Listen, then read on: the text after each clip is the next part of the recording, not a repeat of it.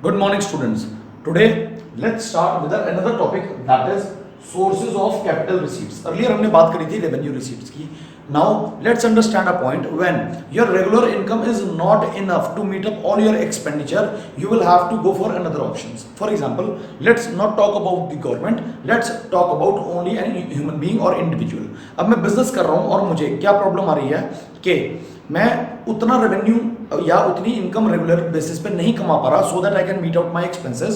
So what are my other options? My other options are that I will go for borrowings, I will go for recovery of loans, I will go for disinvestment. So पहला option क्या होगा? पहला option होगा कि मैं अपने friends को जिनको मैंने लोन दिया है, मैं कहूँगा भाई मेरे पैसे वापस करो, या उधार दिया मैं कहूँगा मेरे पैसे वापस करो. उसके बाद मैं उनको क्या क्या ट्राई करूंगा?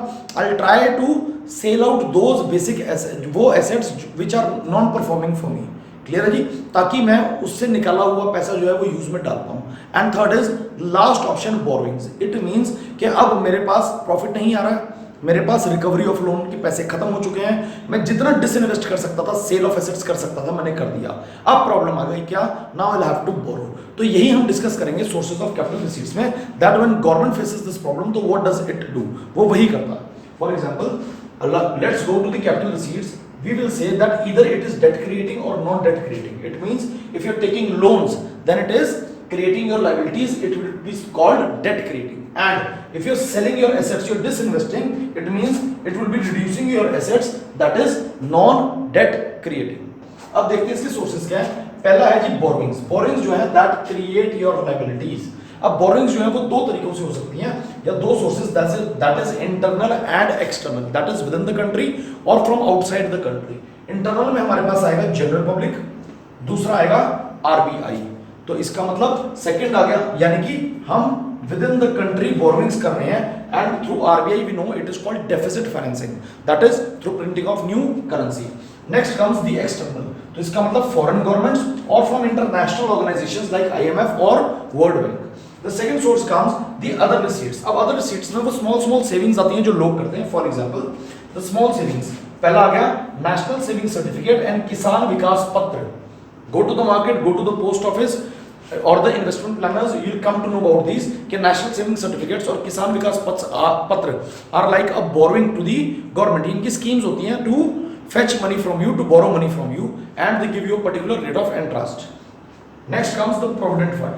Provident Fund has two major parts, that is the Public Provident Fund. It means as an individual, whether you are government employee or not, whether you are jobless or anything, आप business कर रहे हैं, job कर रहे हैं, आप अपना Public Provident Fund account, PPF account जो है वो अपने saving account के साथ खोल सकते हैं. Second is the State PF, यानी कि जो state level पे Provident Funds निकलते हैं. Next is the other deposits. अब ये deposits कौन से हैं? वो deposit schemes हैं जो government दे रही है. For example, retiring government employees को कि आप इतना पैसा जमा कराइए, will give you this much money. अभी 31 मार्च 2020 तक भी एलआईसी ने भी एक ऐसा रिटायरिंग प्लान दिया था. Next is funds and accounts. Funds and accounts क्या है? जो भी हमारा रेलवे रिजर्व फंड है, टेलीकम्युनिकेशन रिजर्व फंड है, उन फंड्स की जो नेट बैलेंसेस ऑफ ट्रांजैक्शंस होते हैं, हम उनको कंसिडर करते हैं. फिर थर्ड आता है हमारे पास डिसइन्वेस्टमेंट. अब देखिए ये दोनों जो हैं ये create liabilities for the government, because the government will have to repay the money. They have a claim. Now we'll move to disinvestment. It reduces asset. And the fourth one, recovery of loans, it also reduces assets. See, disinvestment means selling your existing investments, selling of your existing investments, and recovery of loan means जो आपने loan दिया था वो आज आप वापस ले रहे हैं. So in both the cases it will reduce your assets. So these are the four major sources of capital receipts for the government. So students, let's get on to our next topic, that is budget expenditure.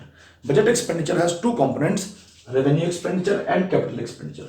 Let us first understand कि हम budget expenditure को दो ways of classification कर सकते हैं. दो tables आते हैं. The very first is revenue expenditure, capital expenditure. Revenue expenditure is further divided into two, plan expenditure and non-plan expenditure. It means planned revenue expenditure, non-planned revenue expenditure.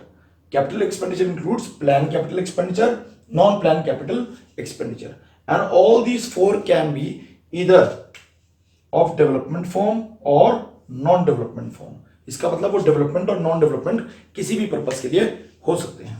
Likewise, we have another classification. You can make this table or this table, both are correct. This is according to board specifications कि ये थोड़ा सा preferable है. तो budget expenditure is classified into plan expenditure and non plan expenditure. Now देखिए यहां पे तो हमारे पास प्लान नॉन प्लान, इसको हमने मेन हेडिंग बना दिया, रेवेन्यू कैपिटल को हमने सब हेडिंग बना दिया. तो under plan expenditure again we have revenue expenditure and capital expenditure. Revenue expenditure में फिर से दो है, development expenditure, non development expenditure. Capital expenditure में development expenditure, non development expenditure. Likewise for non plan expenditure we have revenue expenditure and capital expenditure. तो revenue expenditure में development expenditure, non development, capital में development and non development. तो हम इनको देखते हैं line wise, sequence wise.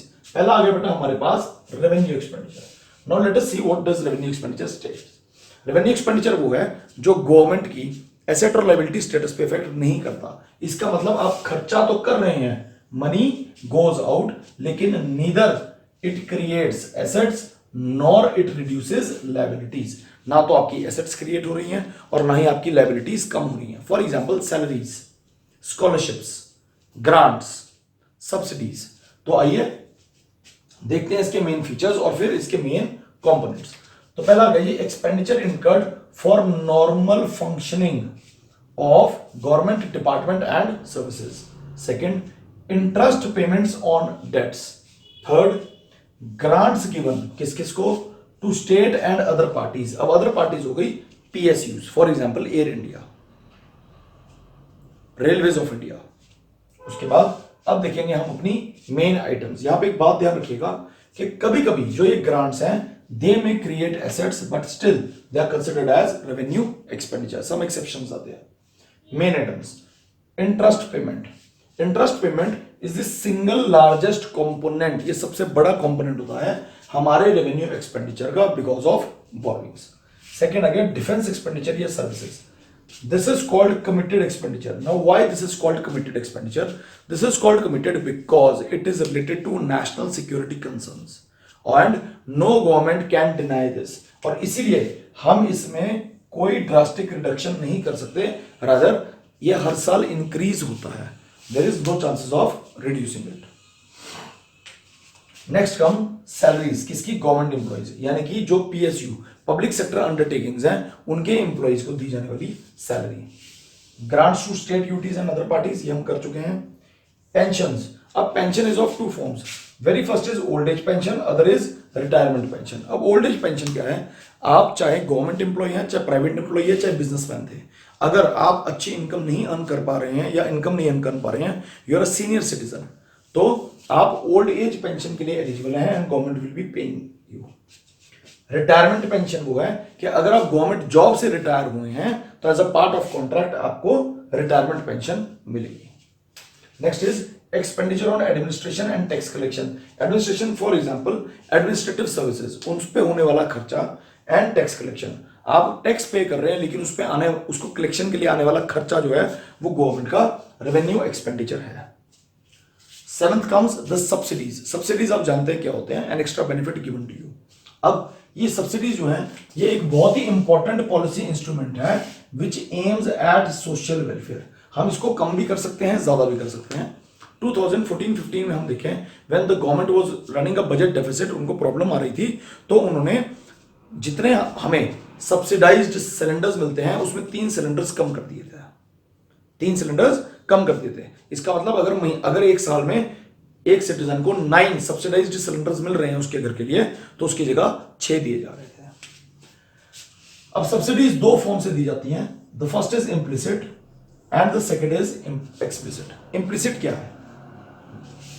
जो भी पब्लिक गुड्स एंड सर्विसेज हैं लाइक एजुकेशन या हेल्थ, उनकी अंडर प्राइसिंग करना. It means they are charging less. For example हम एडेड कॉलेजेस भी बोलते हैं, ठीक है जी, गवर्नमेंट हॉस्पिटल्स. एक्सप्लिसिट क्या है? जो हम प्रोडक्शन के लिए या ट्रेड के लिए देते हैं, जैसे एग्रीकल्चर, एक्सपोर्ट्स, कैसे दे सकते हैं? Decreased interest on loans for foods, for fertilisers, के आप ये पर्टिकुलर फर्टिलाइजर यूज कीजिए, जैसे HYV वीड्स में होता हाई यील्डिंग वैरायटीज में, कि हाँ आपको फर्टिलाइजर जो है सब्सिडाइज्ड रेट पे मिलेंगे. आप ऑर्गेनिक फार्मिंग कीजिए, ग्रीन हाउस इफेक्ट यूज कीजिए, आपको फूड प्रोडक्शन के ऊपर या एग्रीकल्चर के ऊपर सब्सिडी मिलेगी.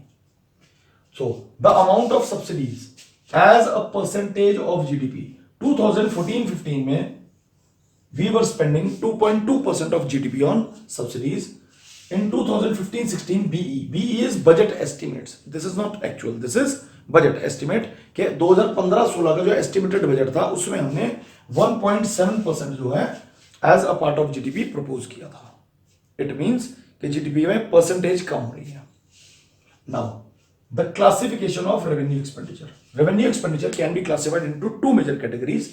प्लान एंड नॉन प्लान यहां पर हम देख चुके हैं. Plan revenue expenditure, non plan revenue expenditure, दोनों में से कोई भी या दोनों डेवलपमेंट और नॉन डेवलपमेंट पर्पस के हो सकते हैं.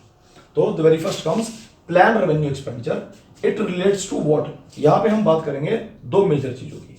सेंट्रल प्लान्स यानी कि 5 year plans. Although we know कि 2017 से 5 ईयर प्लान यानी कि planning commission has been replaced by NITI Aayog. It has been replaced by Niti Aayog, National Institution for Transforming India Aayog. Second is central assistance. See, this is assistance for state and UC and UTs. For example, centrally sponsored schemes like Maganrega. इसका मतलब employment generation plans, right? Next comes non-planned revenue expenditure. This is also a major component of it and this is more important than plan expenditure because आप इसमें ये नहीं कह सकते कि मेरे पास पैसे नहीं है हम खर्चा नहीं करेंगे, लेकिन प्लान एक्सपेंडिचर में आप कह सकते हैं. For example plan expenditure is kind of your pocket money. पापा कम या ज्यादा कर सकते हैं आपके लिए, लेकिन नॉन प्लान रेवेन्यू एक्सपेंडिचर है जैसे आपकी school fees you have to pay. ठीक है जी. It covers general, economic and social services of the government. ये तीनों पॉइंट्स को ध्यान रखिए. कौन कौन सी है? General, economic and social services of the government. I hope the video is clear to you. Better if you have any genuine doubts, go to the comment section and ask your queries. They would be resolved. Thank you and have a nice day.